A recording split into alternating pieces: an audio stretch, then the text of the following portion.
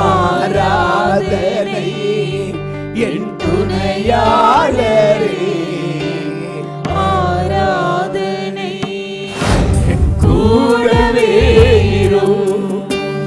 ஓ இயேசுவே, நீ இல்லாமல் நான் வாழ முடியாது. கர்த்தருடைய காரியத்துல உன்னை நம்பி இருக்கிற கர்த்தர், நீ கர்த்தருக்கு ஊழியம் செய்யணும். உன்னை நம்பி இருக்கிற தெய்வம் உங்களை பார்த்து கர்த்தர் சொல்றார், கர்த்தருடைய பிள்ளைகளுக்கு தாமதம் இருக்கவே கூடாது. கர்த்தருடைய வேலையை செய்ய தாமதிக்கவே கூடாது. ஞானஸ்தானம் எடுத்துக்கோ. ஏன் தாமதிச்சுக்கிட்டே இருக்க? ஏன் யோசிச்சுக்கிட்டே இருக்க? ஏன் தள்ளி போட்டுக்கிட்டே இருக்க? கர்த்தருடைய வேலையை செய்ய சீக்கிரமா ஞானஸ்தானம் எடு. பாவம் கலர கழுவப்படு. நீ ஆண்டவருடைய நாமத்தை சொல்ல உன்னை முன் குறிச்சிட்டாரு. உங்கள் இந்த செய்தி உங்கள் ஒவ்வொருவருக்கும் தான். எத்தனை காரியத்துல நீங்க தாமதிச்சிருக்கீங்க, இன்னைக்கு மன்னிப்பு கேட்கணும். கர்த்தருடைய வீட்டுல நீங்க தாமதமா வந்துகிட்டு இருக்கிறதுனால இங்க நடக்கிற அற்புதங்களை உங்களால பெற முடியல, அதிசயங்களை உங்களால பெற முடியல, சுகமளிக்கு வரத்தை பெற முடியல. தேவ ஆலயம் வஸ்திர தொங்கலால் நிரம்பி இருக்கிறது.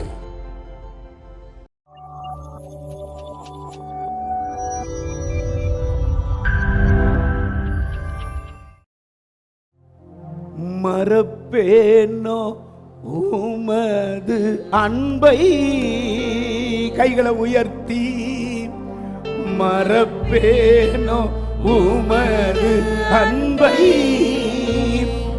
மண்டியிடுவே உம் பாதத்திலே, மண்டியிடுவே உம் பாதத்திலே. கைகளை உயர்த்தி எபினேசரே, ஆராதனை என் துணையாளரே, ஆராதனை எபினேசரே, ஆராதனை என் துணையாளரே, ஆராதனை. மறப்பேனோ உமது அன்பை, மறப்பேனோ உமது அன்பை, மண்டியிடுவே உம் பாதத்திலே, மண்டியிடுவே உம் பாதத்திலே. எபினேசரே, ஆராதனை என் துணையாளரே, ஆராதனை ஓ எபினேசரே, ஆராதனை என் துணையாளரே,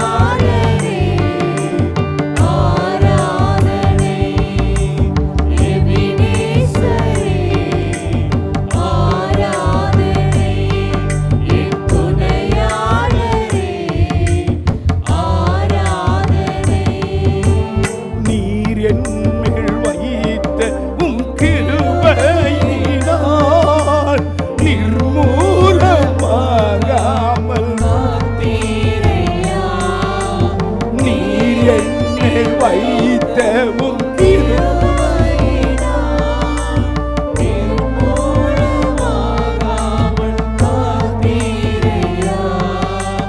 கடும் கோபத்தால் என்னை அடித்தாலுமே, கடும் கோபத்தால் என்னை அடித்தாலுமே, ஓ கனிவோடு என்னை நீர் தேற்றினீரையா, கனிவாக என்னை நீர் தேற்றினீரையா.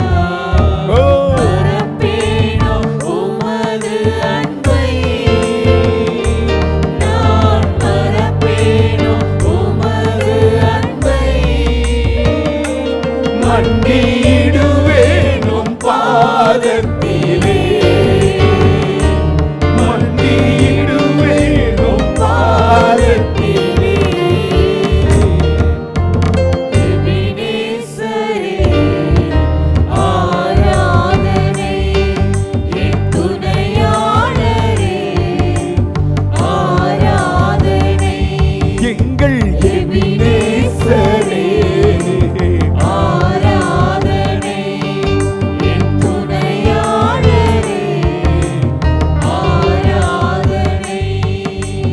எளியோனை கண்ணோக்கி பார்த்தீரையா, பெயர் சொல்லி என்னை அழைத்தீரையா, எளியோனை கண்ணோக்கி பார்த்தீரையா, பெயர் சொல்லி என்னை அழைத்தீரையா. உம்மை விட்டு எங்கோ நான் சென்ற போதும், உம்மை விட்டு எங்கோ நான் சென்ற போதும், என்னை தேடி என் பின்னே வந்தீரையா, என்னை தேடி என் பின்னே வந்தீரையா. சொல்லுங்க, மறப்பேனோ உமது அன்பை, நான் மறப்பேனோ உமது அன்பை, மண்டியிடுவேன் உம் பாதத்திலே, மண்டியிடுவேன் உம் பாதத்திலே. எபினேசரே ஆராதனை, என் துணையாளரே ஆராதனை, ஓ எபினேசரே ஆராதனை, என் துணையாளரே ஆராதனை. ஹல்லேலூயா. எல்லா எபினேசருக்கு கைகளை தட்டி, கைகளை தட்டி, எபினேசரே இம்மட்டும் உதவி செய்தவரே, ஓ ராபாலா ஹந்தராமா சந்தராமா ஹோரா கபாராமா, ஓ எபினேசரே. இப்ப நான் சொல்ல சொல்ல நீர் வாழ்க வாழ்க என்று சொல்ல வேண்டும். ஓ அதிசயமான இயேசுவே, வாழ்க வாழ்க, எங்களுக்கு ஆலோசனை தருகிற இயேசுவே, வாழ்க வாழ்க, எங்கள் வாழ்க்கையிலே அற்புதங்களை செய்கிற இயேசுவே, வாழ்க வாழ்க, அதிசயங்களை செய்கிற இயேசுவே, வாழ்க வாழ்க, வல்லமையுள்ள தெய்வமே, வாழ்க வாழ்க, நித்திய பிதாவாகிய இயேசுவே, வாழ்க வாழ்க, சமாதான பிரபாகிய இயேசுவே, வாழ்க வாழ்க, இம்மானுவேலராகிய இயேசுவே, வாழ்க வாழ்க, எபனேசராகிய இயேசுவே, வாழ்க வாழ்க, யெகோவா நிசியாகிய இயேசுவே, வாழ்க வாழ்க, யெகோவா ஈராவாகிய இயேசுவே, வாழ்க வாழ்க, யெகோவா ரூபாவாகிய இயேசுவே, வாழ்க யெகோவா மெகாதிசாகிய இயேசுவே, வாழ்க, யெகோவா ஓசனாவாகிய இயேசுவே, வாழ்க யெகோவா சிக்கேனுவாகிய இயேசுவே, வாழ்க, யெகோவா ஷம்மாவாகிய இயேசுவே, வாழ்க வாழ்க, யெகோவா ஷாலோமாகிய இயேசுவே, வாழ்க வாழ்க, ஓ ஹல்லேலூயா. எளியோனா இயேசுவே, வாழ்க வாழ்க, என்னை காண்கிற தெய்வமே, வாழ்க வாழ்க, ஜெயந்தருகிற தெய்வமே, வாழ்க வாழ்க, நீதி செய்கிற தெய்வமே, எங்களை பரிசுத்தமாக்குற தெய்வமே, வாழ்க எங்கும் நிறைந்த தெய்வமே. வாழ்க ஹalleluya. ரபரகரபகரா. ஆவியானவர் உங்களை தொட்டு கொண்டிருக்கிறார். ஒரு கர்த்தருடைய கரம் உங்களை தொடுகிறது. இந்த ஆலயத்தில் ஆண்டவர் நண்டு இங்கு அங்கு உலாவி கொண்டிருக்கிறார். வஸ்திர தொங்கல் எல்லாம் தேவ ஆலயத்தில் நிரப்பி கொண்டிருக்கிறது. ஓ ரகரா மகதரா.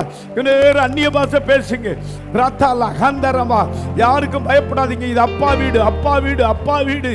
ஒராப்பா பிள்ளைகளாகிய இயேசு உங்களை அப்பா வீட்டுக்கு கொண்டு வந்திருக்கிறார். ஒரு ரத்தரமா சக்கரமா கந்தரா.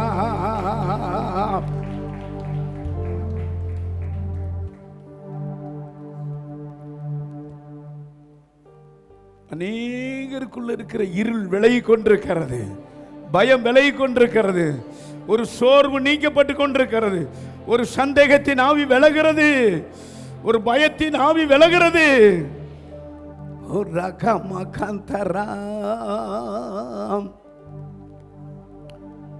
எல்லாரும் கைகளை உயர்த்தி என் கூடவே இரும். ஓ இயேசுவே, நீர் இல்லாமல் நான் வாழ முடியாது. என் பக்கத்திலே இரும். ஓ இயேசுவே, நீர் இல்லாமல் நான் வாழ முடியாது. சிறியவரிலிருந்து பெரியவர் வரைக்கும் வாயினால் அறிக்கை பண்ணணும். தயவு செய்து அறிக்கை பண்ணணும். என் கூடவே இரும்.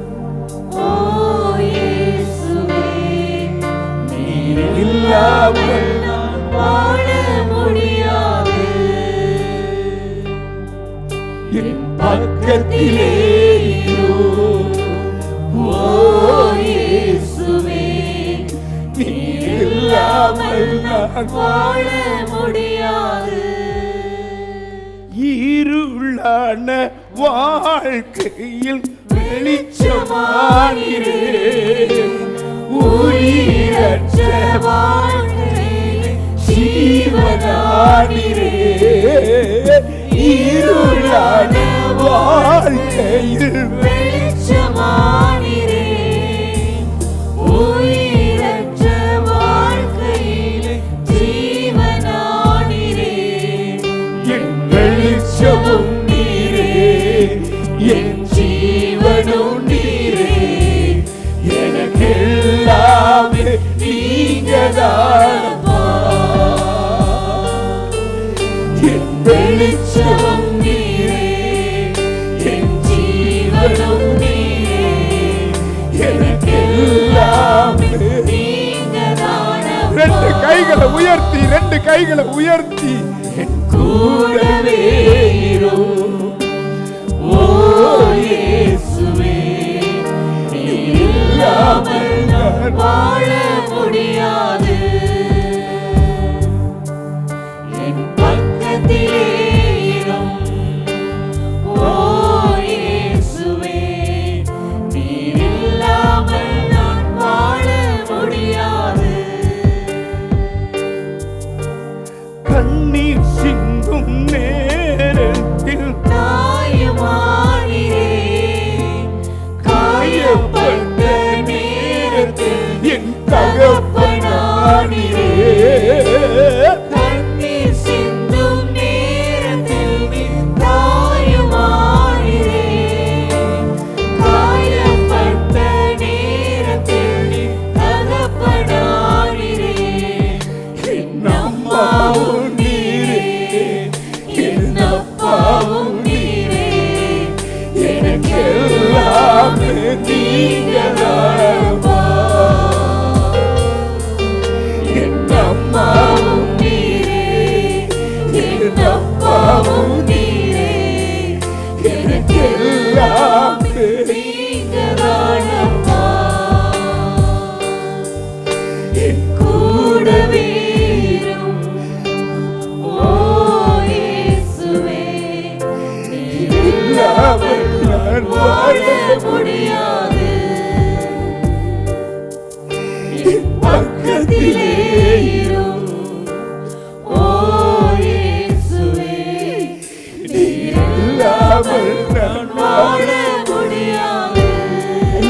கைகளை உயர்த்தி சொல்லுங்க. இந்த பொல்லாத உலகம் இது, விழுங்கி போடுகிற உலகம் இது, பிசாசுக்கு கொஞ்ச காலம்தான் உண்டுன்னு சொல்லி மனுபுத்தர்கள் மேல மிகுந்த கோபம் கொண்டு திரிகிறானே. ஆகையினால அவனுடைய கோபத்துக்கு தப்பணும்னா அவர் நம்ம மேல நம்ம கூடயே இருக்கணும். கைகளை தட்டி கைகளை தட்டி கைகளை தட்டி கைகளை தட்டி கைகளை தட்டி.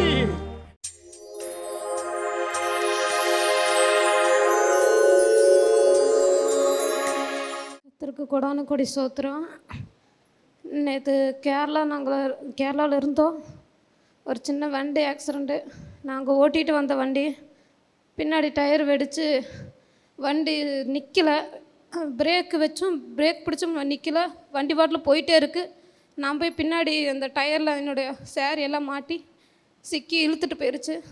ஆனாலும் கத்தர் ஒரு சேதம் இல்லாமல் ஒரு சின்ன சின்ன காயத்தோடு கத்தர் என்னை பாதுகாப்பாக இன்றைக்கி சபைக்கு வர முடியுமான்னு ரொம்ப வேதனையாக இருந்தேன்.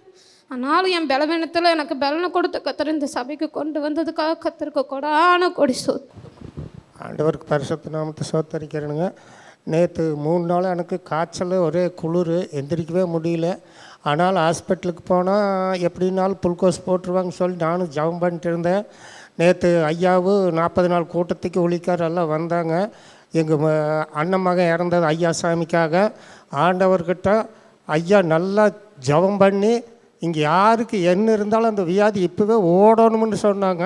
ஆனால் அந்த நிமிஷத்துலேருந்து காய்ச்சல் பறந்துடுதுங்க.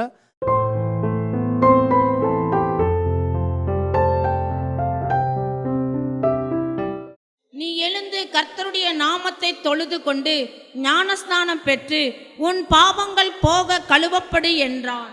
இந்த பகுதியில் கர்த்தருடைய காரியத்தில் தேவ பிள்ளைகளாகிய நீங்க தாமதிக்கவே கூடாது. பக்கத்தில் பார்த்துங்க, தலைப்பு கர்த்தருடைய காரியத்தில் தேவ பிள்ளையாகிய நீங்க தாமதிக்கவே கூடாது. வசனத்தை இப்போ வாசிக்க கேட்போம். இப்பொழுது நீ தாமதிக்கிறது என்ன? இங்க கவனிங்க. இது அப்போஸ்தலனாகிய பவுல். அவனை கவனிக்கிறீங்களா? தீத்து ராயனால கைது செய்யப்பட்டு இவன் ஏதோ ஒரு மத போதகனா இருக்கிறான், ஜனங்கள் எல்லாம் தப்பான வழியில நடத்துறான், நமக்கு தெரியாத வேற நூதன உபதேசம் பண்றான் அப்படின்னு சொல்லி கைது பண்ணி அந்த மேடையில் நிப்பாட்டுறான். வேதபாரகர், பரிசேயர், அந்த பெஸ்து, ராயன் இப்படி அவனை குற்றம் சாட்டிக்கிட்டு இருக்கிற பொழுது இந்த 22வது அதிகாரம் சாட்சி சொல்ற அதிகாரம். எனக்கு கொஞ்சம் பேச கொடுக்குறீங்களா, எனக்கு கொஞ்சம் டைம் கொடுக்குறீங்களா என்று சொல்லி அவன் டைம் கேட்டு பிரசங்கம் பண்ணலாம். என்னையும் கொஞ்சம் பேச அனுமதிங்க, ஏன் என்னை நீங்க அடிக்கிறீங்க, நான் என்ன செஞ்சேன்? அந்த வசனத்தை நீ வாசிமா. அதற்கு பவுல், நான் சிலிசியா நாட்டில் உள்ள கீர்த்தி பெற்ற தர்சு பட்டணத்து யூதன், ஜனங்களுடனே பேசும்படி எனக்கு உத்தரவாக வேண்டும் என்று உம்மை வேண்டிக் கொள்கிறேன் என்றான். உத்தரவான போது பவுல் படிகளின் மேல் நின்று ஜனங்களை பார்த்து கையமர்த்தினான். மிகுந்த அமைதல் உண்டாயிற்று. இங்கே காரணம் இல்லாம குற்றம் சாட்டுறாங்க பவுல் மேல. பவுல் ஏதோ ஒரு தப்பான உபதேசத்தை ஜனங்களுக்கு விதைத்து ஜனங்களை தப்பாய் நடத்துற மாதிரி கண்டாங்க. அப்போதான் இவர் சொல்றார், ஐயா நானும் உங்களை மாதிரி தான். இந்த இதுக்கு முன்னால இருந்த பரிசுத்தவான்களை, ஸ்தேவான், அவனை நான் கொலை செய்யறதுக்கு நான் தான் உதவியா இருந்தேன். நானும் இந்த மார்க்கத்தார அழித்து சித்திரவதைப்படுத்தணும்னு நினைச்சு நான் வைராக்கியமாய் அதிகாரம் பெற்று வரும் பொழுது தமஸ்குங்கிற ஒரு இடத்துல திடீரென்று ஒரு ஒளி என்னை சந்தித்ததுயா. நான் கண்ணு தெரியாம விழுந்துட்டேன். அவர் சொல்றாரு, ஸ்டேஷன்ல சொல்ற மாதிரி, நீதிபதி கிட்ட சொல்ற மாதிரி, தன்னை குற்றம் சாட்டுகிற சகல அதிகாரிகளையும் பார்த்து படிக்கட்டு மேல நின்று இவர் பேச ஆரம்பிச்ச உடனே அமைதி ஆயிட்டு இவர் தன் சாட்சியை சொல்றார்.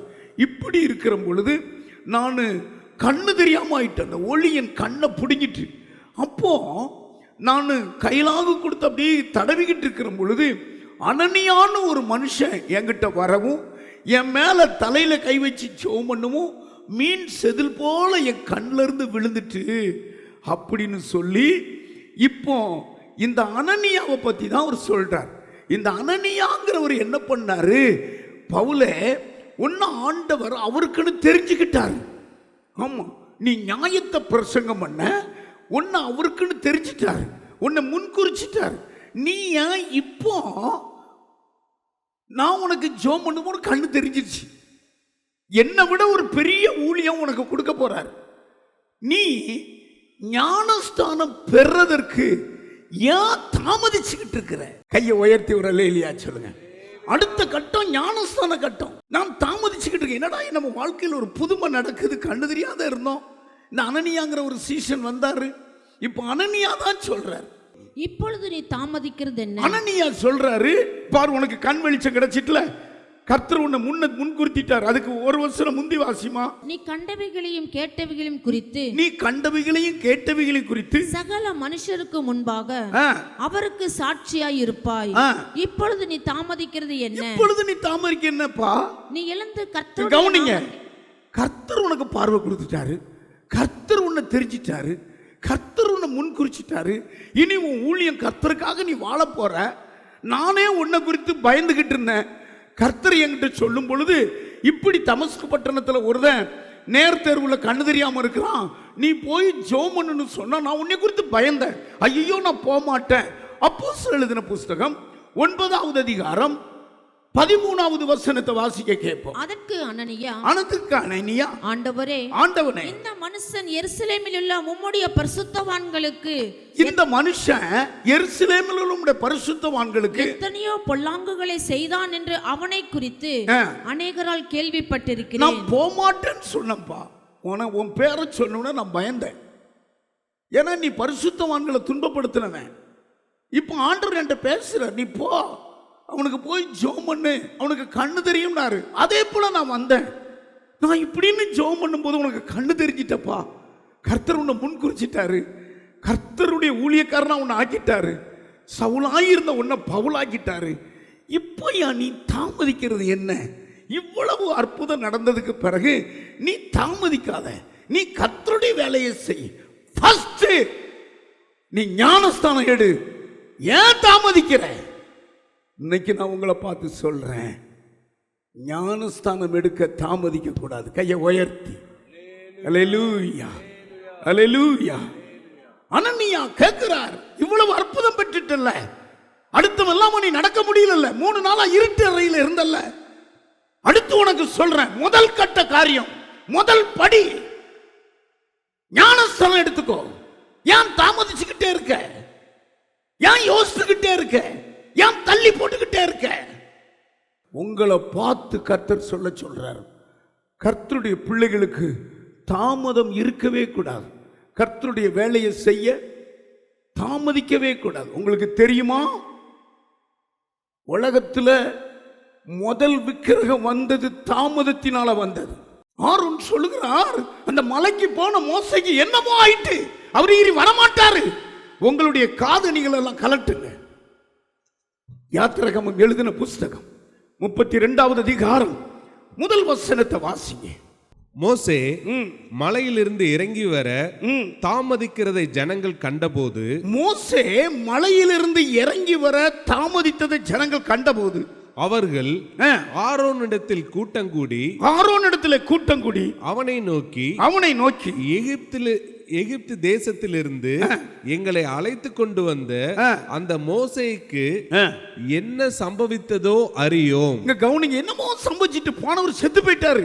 ஆரோன் சொல்றாப்ல, மோசேயின் அண்ணன் ஆரோன் அவர் சொல்றாரு, கர்த்தர் தான் கூப்பிட்டார், நீ வாப்பா, விடிய காலம் ஆயத்தமாகி என்கிட்ட வா, சில பிரமாணங்களை சொல்றேன், எகிப்திலிருந்து நான் என் ஜனங்களை விடுதலை பண்ணிட்டேன், அவங்களை இனி சரியாய் நடத்துறதுக்கு நீ வா. அங்க அவர் இருக்கும் போது இங்கு அதுக்குள்ள குரு மோசே போனவர் செத்து போயிருப்பார் போலுக்கப்பா, தாமதம் ஆயிட்டு வரமாட்டேங்கிறாரு. என்னன்னு தெரியல. பாருங்க, தாமதத்தினால விக்கிரகங்கள் பெருகிட்டு 7-8 வசனம் வாஸ்தா. அப்பொழுது கர்த்தர் மோசேயை நோக்கி, நீ இறங்கி போ, எகிப்து தேசத்திலிருந்து நீ நடத்தி கொண்டு வந்த உன் ஜனங்கள் தங்களை கெடுத்துக் கொண்டார்கள். அவர்களுக்கு நான் விதித்த வழியை அவர்கள் சீக்கிரமாய் விட்டு விலகினார்கள். அவர்கள் தங்களுக்கு ஒரு கன்றுக்குட்டியை வார்ப்பித்து அதை பணிந்து கொண்டு அதற்கு பலியிட்டு, இஸ்ரவேலரே, உங்களை எகிப்து தேசத்திலிருந்து அழைத்து கொண்டு வந்த உங்கள் தெய்வங்கள் இவைகளே சொன்னார்கள். அங்க கொதிக்குது, இருதயம் படபட படபடன்னு ஆண்டவருக்கு அடிக்குது. சர்வ வல்லமையுள்ள தேவனுக்கு பயங்கரமா இருதயம் அடிக்குது, பயங்கரமா கோபம் கொள்றார். கீழே பாரு மோசே, சீக்கிரம் போ, எகிப்துல இருந்து கொண்டு வந்த தெய்வம் இதுதான், அந்த கன்றுக்குட்டி தான் சொல்லி பழி செலுத்துறாங்களே. ஐயோ, என்னால தாங்க முடியல. விக்கிரகம் பெருகினதற்கு மோசையின் தாமதம். ஆண்டவரே, மோசையினுடைய தாமதத்தினாலதான் உலகத்துக்கே விக்கிரகம் வந்தது. கன்றுக்குட்டியை கையை காட்டுற ஆரோன், இதுதான் உங்களை வழி நடத்திட்டு வந்தது. உடனே ஜனங்கள் ஆரவாரம் பண்றாங்க. கர்த்தர் கோபம் கொள்றார். 10வது வசனம் வாஸ்தா, கர்த்தருடைய கோபம் ஜனங்கள் மேல மூழ்கிறது. ஆகையால் என் கோபம் இவர்கள் மேல் மூளவும், நான் இவர்களை அழித்து போடவும் நீ என்னை விட்டு விடு. இங்க கவுனிங்க, அப்ப விக்கிரக ஆராதனையில எவ்வளவு கர்த்தர் கோபப்படுவார், விக்கிரக ஆராதனையில எவ்வளவு கர்த்தர் கோபப்படுவார். என் ஜனங்களை எப்படி நான் எகிப்திலிருந்து அழைச்சிட்டு வந்தேன், கொஞ்ச நேரத்தில் இந்த கண்ணுக்குட்டிக்கு முன்னால் அழுகுறாங்களே ஜனங்கள். நான் கவனிக்கிறேன். இதுல எனக்கு என்ன சொன்னதுன்னா, அருமையானவர்களே, நாம் கர்த்தருடைய காரியத்தில் நாம் தாமதிச்சிட்டோம்னா பிசாசு வேலை செஞ்சிருவான். பயங்கரமான அவசரம் தேவ பிள்ளைகளுக்கு தேவை. கர்த்தருடைய காரியத்தில் தாமதம் இருக்கக்கூடாது. தாமதம் இருந்தா அங்கு விக்கிரகங்கள் வந்து விடுகிறது, வேற ஒரு ஆவி கிரியை செஞ்சிருது. இந்த வாரம் நீங்க ஆராதனைக்கு வராம இருங்க, சமாதானமே இருக்காது, ஏதோ பறி கொடுத்தது போல இருக்கும். என்கிட்ட கர்த்தர் பேசிக்கிட்டே இருக்கிறார். நீங்க தாமதிச்சிட்டீங்கன்னா கர்த்தருடைய காரியத்துல உன்னை நம்பி இருக்கிற கர்த்தர், நீ கர்த்தருக்கு ஊழியம் செய். உன்னை நம்பி இருக்கிற தெய்வம், ஏன் தாமதிக்கிற? அனனியாவே, நான் உன் தலையில வச்ச உடனே மீன் செதில் போல உன் கண்ணில் விழுந்துட்டு இப்ப நீ பார்வடைகிற, ஏன் தாமதிச்சுக்கிட்டு இருக்கிற? கர்த்தருடைய வேலையை செய்ய சீக்கிரமா ஞானஸ்தானம் எடு, பாவம் கலர கழுவப்படு. நீ ஆண்டவருடைய நாமத்தை சொல்ல உன்னை முன் குறிச்சிட்டாரு. உங்கள் இந்த செய்தி உங்கள் ஒவ்வொருவருக்கும் தான். எத்தனை காரியத்துல நீங்க தாமதிச்சிருக்கீங்க, இன்னைக்கு மன்னிப்பு கேட்கணும். நீங்க ஈசாக்குக்கு ஒரு பெரிய ஆசை. முதல் மகன், கற்பம் பிறந்த முதல் மகன் ஏசா கிட்ட சொல்றாரு, அப்பா தம்பி, எனக்கு கண்ணு தெரியாம இருக்கு தம்பி, ஆமா நான் உன்னை ஆசீர்வதிக்க விரும்புறேன். நீ வனசஞ்சாரி, நீ போய் அம்பெடுத்துட்டு போய் வனத்துல போய் ஒரு மானை அடிச்சு ஒரு மிருகத்தை அடிச்சு எனக்கு சமைச்சு கொண்டு வா, உன்னை நான் ஆசீர்வதிக்க போறேன். கவனிக்கிறீங்களா? போனவன் தான் வந்துருவான். அதுக்குள்ள யாக்கோபு வந்துட்டான். அவன் சொல்றான், அவர் கேட்கிற, என்னப்பா இவ்வளவு சீக்கிரமா உனக்கு கிடைச்சிட்டா, பாருங்க எவ்வளவு தந்திரம்னு. ஏசா மாலை ஆட்டுத்தோலை போத்திட்டு அவர் அப்படி தடவியும் ஆசீர்வதிக்கிறார். சொல்றான், நான் தான் ஏசாப்பா, என்னை ஆசீர்வதி. ஏசா வாரான், ஐயோ என் ஆசீர்வாதத்தெல்லாம் அவன் மேல வச்சுட்டேனே. அப்ப வந்தது யாரு? அப்பா யாக்கோபு வந்துட்டானே. இனி உங்ககிட்ட ஒரு ஆசீர்வாதத்தை ஏசா இழந்துட்டான். கடைசி வரைக்கும் கண்ணீர் விட்டும் கிடையாம போயிருச்சு. ஞானமா இருங்க. 1 தீமோத்தேயு எழுதின புஸ்தகம் 3வது அதிகாரம் 15வது வசனத்துல தேவனுடைய வீட்டில் அற்புதங்கள் நடக்குது, அதிசயங்கள் நடக்குது. ஆனா நீங்க தாமதிச்சு வாரீங்க. தாமதிப்பேனாகில் தேவனுடைய வீட்டிலே நடக்க வேண்டிய வகையை நீ அறியும்படி. தேவனுடைய வீட்டிலே கவனிங்க, தேவனுடைய வீட்டில் நடக்க வேண்டிய வகையை கவனிக்கிறீங்களா? நல்லா கவனிங்க.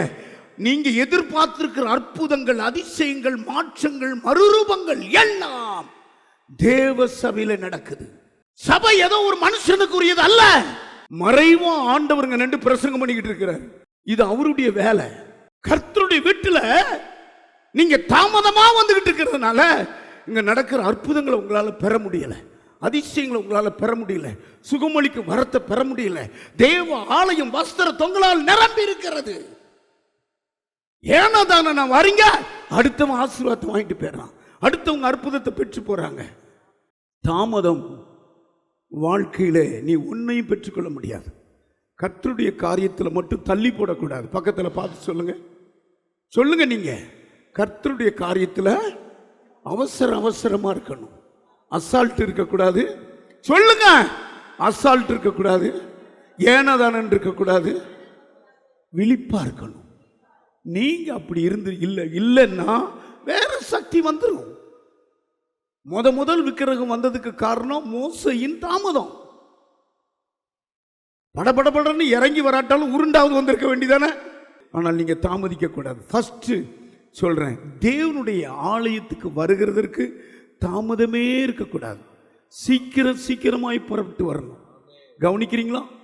ஆமீன். தாமதிக்க கூடாது. சத்தியத்தை கைக்கொள்ள ஆமீன் தாமதிக்க கூடாது. ஞானஸ்தானம் பெற, அபிஷேகம் பெற, சாட்சி சொல்றதற்கு நீங்க தாமதிக்க கூடாது. காணிக்கை செலுத்த நீங்க தாமதிக்க கூடாது. தசமாவகம் செலுத்த தாமதிக்க கூடாது. ஆண்டவரை ஆராதிக்க தாமதிக்க கூடாது. அல்லேலூயா. ஆத்துமாக்களை ஆதாயம் செய்ய நீங்க தாமதிக்க கூடாது. வேற ஒருவர் ஆத்துமாவை ஆதாயப்படுத்திடுவாங்க. ஆமா, தேவனிடத்திலிருந்து அதாவது வரங்களையும் வல்லமைகளையும் கனிகளையும் பெற நீங்க தாமதிக்க கூடாது. ஆசீர்வாதத்தை பெற நீங்க தாமதிக்க கூடாது. அல்லேலூயா. ஃபர்ஸ்ட் நாம் தாமதிக்க கூடாது.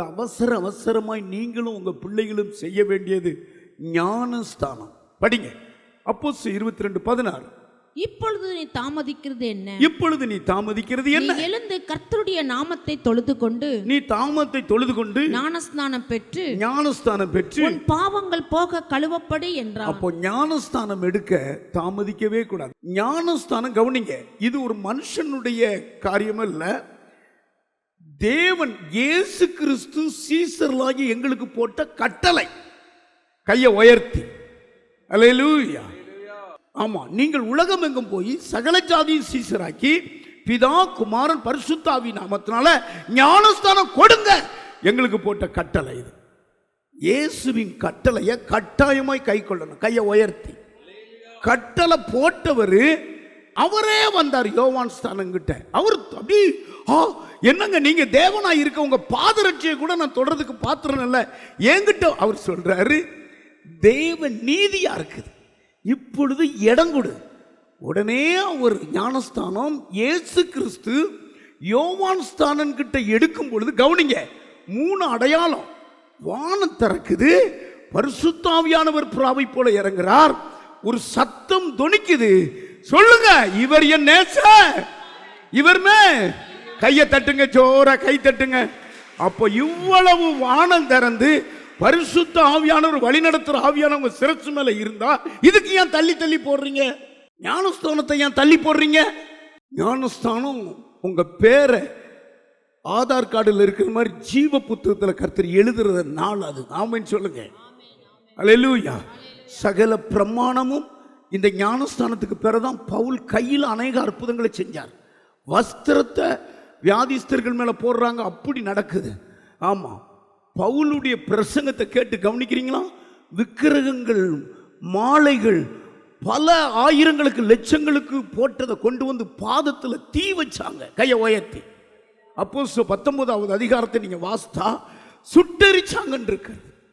மந்திர மாலைகள் மந்திர புத்தகங்களை சுட்டெரிச்சாங்க. வாசிங்க. மாயவித்தைக்காரராய் இருந்தவர்களில் அநேகர் தங்கள் புஸ்தகங்களை கொண்டு வந்து எல்லாருக்கும் முன்பாக சுட்டெரித்தார்கள். பவுல் ஞானஸ்தானம் பெற்று அவன் ஊழியக்காரன் ஆயிட்டு அவன் வார்த்தை ஒண்ணு வீண் போகல. நீங்க கட்டாயமா இதுக்கு கீழ்ப்படியணும். கையை உயர்த்தி ஒரு அல்லேலூயா சொல்லுங்க. அனனியா கேட்கிறார், ஏன் நீ தாமதிக்கிறது என்ன? உடனே கீழ்ப்படிக்கிட்டார். இது 9வது அதிகாரம். இதைத்தான் சொல்றாரு, நான் இப்படி வேலைக்கு வரமாட்டேன்னு தான் இருந்தேன், ஆனா கர்த்தருடைய சத்தம் எனக்கு வந்தது, ஏன் நீ தாமதிச்சுக்கிட்டு இருக்கன்னு உடனே நான் எடுத்துட்டேன் ஏங்கிறார். கவனிக்கிறீங்களா?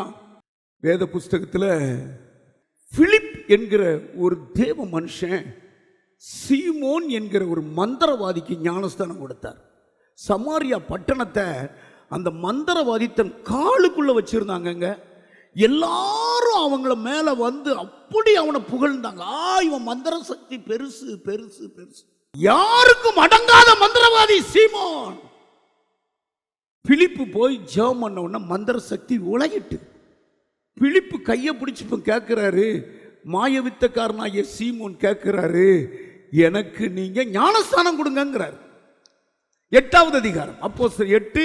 சீமோன் என்று பெயர் கொண்ட ஒரு மனுஷன் அந்த பட்டணத்திலே மாயவித்தக்காரனாயிருந்து தன்னை ஒரு பெரியவன் என்று சொல்லி சமாரியா நாட்டு ஜனங்களை பிரமிக்க பண்ணி கொண்டிருந்தான். சமாரியா பட்டணத்தை பிரமிக்க பண்ணான். கவனிங்க, அந்த சீமோன் எப்போ வருவான்? நமக்கு அவன் தானே மந்திரவாதி. அப்படிப்பட்டவன் நீங்க தொடர்ந்து படிச்சா பிலிப்பினுடைய பிரசங்கத்தை கேட்டு இப்பொழுது எனக்கு ஞானஸ்தானம் கொடுங்கன்னு கேட்டாரே, தாமதம் இல்லாம பிலிப்பு அவருக்கு கொடுத்தார். அவரு சீமோன் ஒரு ஊழியக்காரனா மாறிட்டார். கையை உயர்த்தி. மந்திரத்துக்கு அடிமைப்பட்ட அந்த சமாரியா பட்டணம் எல்லாம் கர்த்தர் பக்கமாய் திருப்பப்பட்டது. அடுத்த வசனம் வாசிமா. தேவனுடைய பெரிதான சக்தி இவன்தான் என்று எண்ணி சிறியோர் பெரியோர் யாவரும் அவனுக்கு செவி கொடுத்தார்கள். அவன் அநேக காலமாய் தன்னுடைய மாய வித்தைகளினாலே அவர்களை பிரமிக்க பண்ணினதினால் அவனை மதித்து வந்தார்கள். தேவனுடைய ராஜ்யத்துக்கும் இயேசு கிறிஸ்துவுடைய நாமத்துக்கும் ஏற்றவைகளை குறித்து பிலிப்பு பிரசங்கித்ததை அவர்கள் விசுவாசித்தபோது, பிரசங்கம் பண்றதை அவங்க விசுவாசித்து புருஷரும் ஸ்திரீகளும் ஞானஸ்நானம் பெற்றார்கள். அல்லேலூயா. அடுத்து, அப்பொழுது சீமோனும் விசுவாசித்து ஞானஸ்நானம் என்ன பெற்று. அமைதியா இருக்கீங்க, தலைக்கு மேல கை தட்டுங்க. சீமோன் பயங்கரமான மாயவித்தக்காரன், மந்திரம் பண்றவன். அந்த நாட்கள் அதான நாட்கள். கையை வச்ச உடனே மந்திர சக்தி விட்டு போயிட்டு சாதாரணமா விழுந்து ஞானஸ்தானம் பெறான். சரி, இந்த அதிகாரத்தில் இன்னொரு இது இருக்கிறது. எத்தியோப்பியன் வேதம் சொல்லுகிறது, சிவிங்கி தன் புள்ளியையும் எத்தியோப்பியன் தன் தோலையும் மாற்றவே முடியாதாமா. எத்தியோப்பியனை திருத்தவே முடியாது. ஆனா இந்த பிலிப்பு கிட்ட வந்து ஓடி வந்து ஞானஸ்தானம் பெற்றாரே, காந்தேக மந்திரி, பொக்கிஷத்துக்கெல்லாம் அதிகாரி, இதே அதிகாரத்தில் இருக்கு. படிங்க பாப்போம். அவர்கள் வழி நடந்து போகையில் தண்ணீர் உள்ள ஓரிடத்திற்கு வந்தார்கள். அப்பொழுது மந்திரி, இதோ தண்ணீர். மந்திரி கேட்க பிலிப்பு கிட்ட, இந்த தண்ணீர் இருக்குத, நான் ஞானஸ்தானம் பெற என்ன இப்படித்தான் கேட்கணும் நீங்க. மந்திரவாதி கேட்டான். எத்தியோப்பிய இந்த ஒரே அதிகாரத்தில் நிறைய அற்புதங்கள் இருக்கிறது. எல்லாம் பிலிப்பை கொண்டு கர்த்தர் செஞ்சார். கையை உயர்த்தி எல்லாரும் ஒரு அல்லேலூயா சொல்லுங்க. அவங்க உடனே தள்ளி போடலாம். ஒரு மந்திரி, ஐயோ நான் ஏதோ விசிட்டிங் வந்துட்டு போறேன் அப்படின்னு உடனே எடுத்தாங்க ஞானஸ்தானம். இந்த சீமோன் மாயவித்தக்காரன் உடனே தலையை கவுந்து எடுத்தான். அதுக்கடுத்து வேதம் சொல்லுவோம், சந்தோஷத்தோடையே திரும்பி போனான். கையை உயர்த்தி ஒரு அல்லேலூயா சொல்லுங்க. உங்க தாய் தகப்பனுக்கு சொல்ல வேண்டிய கடமை உங்க கடமை. கையை உயர்த்தி ஞானஸ்தானம் பெற தாமதிக்கவே கூடாது. அல்லேலூயா. நான் மட்டும் வந்துட்டா போ, இல்லை இல்லை இல்லை, கர்த்தருடைய வேலையை தாமதி. 2வது, காணிக்கை செலுத்த நாம் தாமதிக்கவே கூடாது. யோசித்து பார்த்து காணிக்கை கொடுக்கக்கூடாது, அளந்து பார்த்து கொடுக்கக்கூடாது. நல்லப்பா நீங்க அதை வந்து கையில் வச்சுக்கிட்டு மறுபடியும் திரும்பி வீட்டுக்கு போயிடக்கூடாது. அடுத்த வாரம் கொடுக்கலாம். யாத்திராகமம் எழுதின புஸ்தகம் 22வது அதிகாரம் 29வது வசனத்தில், முதல் பழுக்கு முன் பழத்தையும் வடியும் முன் ரசத்தையும் காணிக்கையாக செலுத்த தாமதிக்க வேண்டாம். நான் உங்களுக்கு தாமதங்கிற ஒரு பிரசங்கம் பண்ணிக்கிட்டு இருக்கிறேன். தாமதிக்க கூடாது. அனனியா தேவனுடைய கரத்திலிருந்து பவுலை எச்சரித்த ஒரு சம்பவம் இது. ஏன் இன்னும் தாமதிச்சுக்கிட்டு இருக்கிற, ஞானஸ்தானம் எடுன்னு சொன்னார். உடனே அவர் எடுத்து ஆசீர்வாதத்தை பெற்று. 2வது, காணிக்கை செலுத்த நீ தாமதிக்க கூடாது. இது ஒரு கட்டளை. கையை உயர்த்தி ஒரு அல்லேலூயா சொல்லுங்க. அல்லேலூயா. ஆமா, காணிக்கை கர்த்தருடைய பணம். அது கர்த்தருடைய துட்டு உங்க வீட்டில் இருக்கக்கூடாது. முதல் துட்டு கர்த்தருடைய துட்டு. அதை கரெக்டா இன்னொரு வசனம் எழுதியிருக்கு பாருங்க. ஆமா, லேவியராகமம் 27வது அதிகாரம் 30வது வசனம். தேசத்திலே நிலத்தின் வித்திலும் விருட்சங்களின் கனியிலும் தசமபாகம் எல்லாம் கர்த்தருக்குரியது. பாருங்க, கவனிங்க, அது கர்த்தருக்குரியது. அது கர்த்தருக்கு பரிசுத்தமானது. அது கர்த்தருக்கு பரிசுத்தமானது. கையை உயர்த்தி ஒரு அல்லேலூயா சொல்லுங்க. அதை யோசித்துக்கிட்டு இந்த வாரம் கொடுப்போமா, அடுத்த வாரம் கொடுப்போமா, இது பாஸ்டர் கையில் கொடுப்போமா, வீட்டில் போய் கொடுப்போமா, தாமதிக்க கூடாது. கையை உயர்த்தி எல்லாரும் ஒரு அல்லேலூயா சொல்லுங்க. கர்த்தருடைய பணம் அது.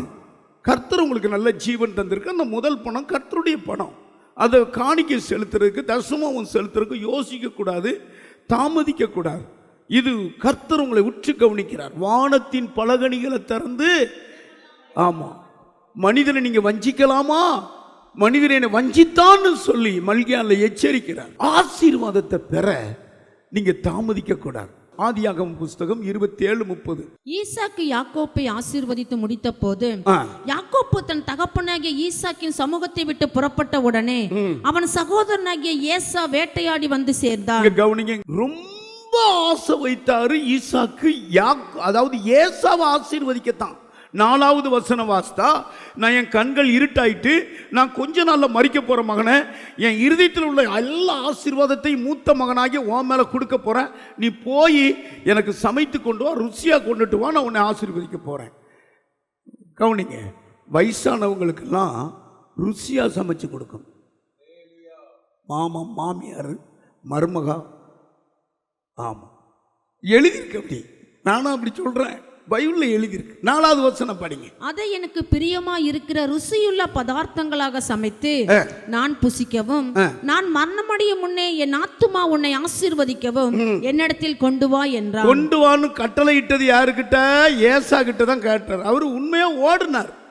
ஆனா இந்த யாக்கோபு தந்திரசாலி. பக்கத்துல பார்த்து சொல்லுங்க, ஆசீர்வாதத்தின் மேலேயே கண்ணாவே இருக்கிற மனுஷன். அவன் சொல்றான், இந்த யாக்கோபு என்னை 2 வட்டம் என்னை ஏமாத்திட்டான், இவனை கொலை செய்யாம விட மாட்டேன். உடனே இவன் பயந்து ஓடி வந்து ஆண்டவர் சொல்றாரு, விடுப்பா, நான் பொழுது விடியுது, நான் போறவர் சொல்றாரு. என்ன சொல்றாரு? என்னை ஆசீர்வதித்தால் ஒழிய வேதம் சொல்ல அந்த இடத்துல ஆசீர்வதிச்சாரு. ஆகையினால தான் உலகம் முழுவதும் யாக்கோபின் சந்ததி தான் பெருகி இருக்கிறது. கையை உயர்த்தி, செல்வத்துல, ஞானத்துல, பொருளாதாரத்துல, எல்லாத்துலயுமே யாக்கோபின் சந்ததி தான் பெருகி இருக்கிறது. ஹல்லேலூயா. அப்படின்னா யாக்கோபு அந்த ஆசீர்வாதத்தை பெற்றுக்கொள்ள துரிதமாயிருந்தார். நீங்க எங்க துரிதமா இருக்கீங்க? யாரோ வாங்கிட்டு போறாங்க அப்படி விடக்கூடாது. பக்கத்துல பார்த்து சொல்லுங்க, இன்னைக்கு இருக்கிற ஆசீர்வாதம் நாளைக்கு கிடைக்காது. ஆசீர்வாதத்தை வாங்குறதுக்கு, ஆமா, விட மாட்டேன்னு சொல்லணும். பக்கத்தில் பார்த்து சொல்லுங்க, விட மாட்டேன். அதாவது விட்டு கொடுக்கவும் மாட்டேன், விடவும் மாட்டேன். இது இந்த குணம் யார் குணம்? யாக்கோபின் குணம். விட மாட்டேன், விட்டு கொடுக்கவும் மாட்டேன். இப்படி நீங்க இருக்கணும். மனுஷன் என்னென்னமோ பண்றான், ஆனா இவன் கரெக்டா ஆண்டவரை பிடிச்சிட்டான். உங்களுக்கு தெரியுமா, நாம் ஆராதிக்கிற இயேசு வானத்திலிருந்து சகல ஆசீர்வாதத்தையும் கொண்டு வந்தவர். அப்போஸ்தலர் எழுதின புஸ்தகம் 3வது அதிகாரம் கடைசி 26வது வசனத்துல அவர் நம்மை ஆசீர்வதிக்க வந்த தெய்வம். அவர் உங்கள் எல்லாரையும் உங்கள் பொல்லாங்குகளிலிருந்து விலக்கி உங்களை ஆசீர்வதிக்கும்படி தேவன் தம்முடைய பிள்ளையாகிய இயேசுவை எழுப்பி முதலாவது உங்களிடத்திற்கே அவரை அனுப்பினார் என்றார். இயேசு கொடுக்கிற ஆசீர்வாதம் அது ஐஸ்வர்யத்தை தர்ற ஆசீர்வாதம். அதோடு கூட வேதனையை கூட்டார். எல்லாரும் எந்திரிச்சு நல்லுங்க. இதற்குத்தான் அந்த தெய்வம் ரத்தம் சிந்தினார். அந்த தெய்வம் இயேசு சிலுவையில் மரித்தார். எல்லாம் தலையில கைவை எல்லாம் எந்திரிச்சு நின்று சிலுவையை பாருங்க. அவர் ஐஸ்வர்யம் உள்ளவராய் இருந்தும் உங்களை ஐஸ்வர்யமானாக்க அவர் சிலுவையிலே தருத்தரானார். எல்லாரும் தலையில கை வைத்து, அவர் ஐஸ்வர்யம் உள்ளவர். ஹல்லேலூயா. தேவன் தம்முடைய ஐஸ்வர்யத்தினாலே உங்கள் குறைவெல்லாம் நிறைவாக்குவார். ஞானஸ்தானம் எடுக்க தாமதிக்க கூடாது. 2வது காணிக்கை தசமாவும் செலுத்த தாமதிக்க கூடாது. 3வது ஆசீர்வாதத்தை பெற நீங்க தாமதிக்க கூடாது. ஏசா தாமதித்ததுனால யாக்கோபு வாங்கிட்டு போயிட்டான். ஹல்லேலூயா. மறுபடியும் ஏசாவுக்கு வந்த ஆசீர்வாதம் இல்லவே இல்லை. அவன் கடைசி வரைக்கும் அழுது கண்ணீர் விட்டு அதை இழந்துட்டான். இந்த ஆசீர்வாதத்தை கொடுக்க இயேசு சிலுவையை பாருங்க.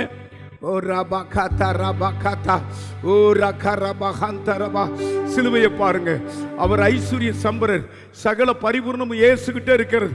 அந்த பரிபூர்ணத்தை உனக்கு தர, அந்த ஐஸ்வர்யத்தை உனக்கு தர, அந்த மகிமை உனக்கு தர, அந்த செல்வத்தை உனக்கு தர, அந்த கணத்தை உனக்கு தர, அந்த பேரை உனக்கு தர அவர் சிலுவையில மரித்திருக்கிறார். சிலுவை இல்லாம ஐஸ்வர்யம் இல்ல, ஆசீர்வாதம் இல்ல. கைகளை உயர்த்தி கல்வாரியில் அருமை இரட்சகரே, சிலுவை அடைந்தே ஆகா, சிலுவை. இப்பொழுது எல்லாரும் சில தாமதத்துக்கு மன்னிப்பு கேட்கணும். கேளுங்க கேளுங்க. கர்த்தர் பிரசங்கம் பண்ணி இருக்கிறார். இந்த ஃபுல் பிட் அவருக்குரியதுன்னு நான் ஜெபம் பண்ணுவேன். அவர் தான் 2 பிரசங்கம் பண்ணி இருக்கிறார். தாமதிக்கிறது என்ன? ஆமா, இப்பொழுது நீ தாமதிக்கிறது என்ன? நீ எழுந்து கர்த்தருடைய நாமத்தை தொழுது கொண்டு ஞானஸ்தானம் பெற்று பாவங்கள் போக்க கழுவப்படு. தாமதித்ததுனாலதான் விக்கிரக ஆராதனை வந்தது. என் ஜனமே, கர்த்தருடைய காரியத்தில் நீ தாமதிக்கவே கூடாது. சொல்லுங்க சத்தமா, தாமதிக்க மாட்டான் ஆண்டவரே. சொல்லுங்க, உங்க சத்தம் கேட்கட்டும். எல்லாம் வாயத்தானு சொல்லுங்க, தாமதிக்க மாட்டான் ஆண்டவரே, தாமதிக்க மாட்டான் ஆண்டவரே, தாமதிக்க மாட்டான் ஆண்டவரே. அன்பார்ந்தவர்களே, ஒவ்வொரு ஞாயிற்றுக்கிழமையும் ஏராளமான ஜனங்கள் நமது ஆலயத்திற்கு வந்து விடுதலை, சுகம், ஆசிர்வாதம் மற்றும் சமாதானம் பெற்று செல்கின்றனர். நமது சபையின் ஆராதனை நேரங்கள்: ஒவ்வொரு ஞாயிற்றுக்கிழமை தோறும் முதலாம் ஆராதனை அதிகாலை 5 மணிக்கும், 2ஆம் ஆராதனை காலை 7 மணிக்கும், 3ஆம் ஆராதனை காலை 9 மணிக்கும், 4ஆம் ஆராதனை மாலை 6:30 மணிக்கும் நடைபெறும். முதல் 3 ஆராதனைகளையும் நீங்கள் நேரடியாக சபையின் யூடியூப் வலைதளத்தில் உள்ள IPHH கிணத்துக்கடவு சேனலில் உலகத்தின் அனைத்து பகுதிகளிலும் இருந்து பார்த்து பயனடையலாம். சிறுவர்களுக்கான ஓய்வு நாள் பள்ளி முதலாம் ஆராதனையில் காலை 6 மணிக்கும், 2ஆம் ஆராதனையில் காலை 8 மணிக்கும், 3ஆம் ஆராதனையில் காலை 10 மணிக்கும் நடைபெறும். வாலிபர் கூடுகை: ஒவ்வொரு மாதமும் முதல் ஞாயிற்றுக்கிழமை அன்று காலை 9 மணிக்கு வாலிபர்களுக்கான விசேஷித்த கூடுகை நடைபெறும். எண்ணெய் பூசி சுகமளிக்கும் வாக்குத்தத்த ஆராதனை ஒவ்வொரு மாதத்தின் 1ஆம் தேதி அதிகாலை 5 மணிக்கும் காலை 10 மணிக்கும் நடைபெறும். கட்டுகளை அவிழ்க்கும் உபவாச ஜெபம் ஒவ்வொரு மாதமும் 3ஆம் வெள்ளிக்கிழமை காலை 10 மணிக்கு நடைபெறும். இதில் ஒவ்வொருவருக்காக தனிப்பட்ட முறையில் பிரார்த்தனை ஏறெடுக்கப்படும். விடுதலை உபவாச ஜெபம் ஒவ்வொரு மாதமும் கடைசி சனிக்கிழமை அன்று காலை 10 மணிக்கு நம் தேசத்திற்காக பாரத்தோடு ஜெபங்கள் ஏறெடுக்கப்படும். ஒவ்வொரு வியாழக்கிழமை தோறும் ஆண்களுக்கான ஜெப கூடுகை புதிய ஆலயத்திலும், பெண்களுக்கான ஜெப கூடுகை பழைய ஆலயத்திலும் மாலை 7 மணிக்கு நடைபெறும். ஒவ்வொரு புதன்கிழமை அன்றும் வாலிப சகோதரர்களுக்கான ஜெப கூடுகை மாலை 7 மணிக்கு நடைபெறும். ஒவ்வொரு ஞாயிற்றுக்கிழமை அன்று வாலிப சகோதரிகளுக்கான ஜெப கூடுகை மாலை 5 மணிக்கு ஜூம் மீட்டிங்கில் நடைபெறும். நமது சபையில் தினமும் காலை 10 மணி முதல் 2 மணி வரை சபைக்காகவும் தேசத்திற்காகவும் ஜெபங்கள் ஏறெடுக்கப்படும். இக்கூட்டங்களில் கலந்து கொண்டு தேவ ஆசிர்வாதம் பெற யாவரையும் அன்புடன் அழைக்கிறோம். எங்களது முகவரி: IPA ஜெப ஆலயம், சர்வம் தியேட்டர் பின்புறம், பொள்ளாச்சி மெயின் ரோட், கிணத்துக்கடவு, 642109. ஜெப உதவிக்கு 9443435618 9488873284. டிவி நிகழ்ச்சிகள் நமது சபையின் மூலம் பொள்ளாச்சி முழுவதும் 24 மணி நேரமும் ஜேகிங் டிவி ஒளிபரப்பப்படுகிறது. VK செட்டப் பாக்ஸில் 112வது சேனலிலும், TCCL செட்டப் பாக்ஸில் 152வது சேனலிலும், SCV செட்டப் பாக்ஸில் 217வது சேனலிலும், டாக்ஸ் செட்டப் பாக்ஸில் 62வது சேனலிலும் நமது சபையின் பாடல்கள், ஆராதனைகள், செய்திகள் ஒளிபரப்பப்படுகிறது.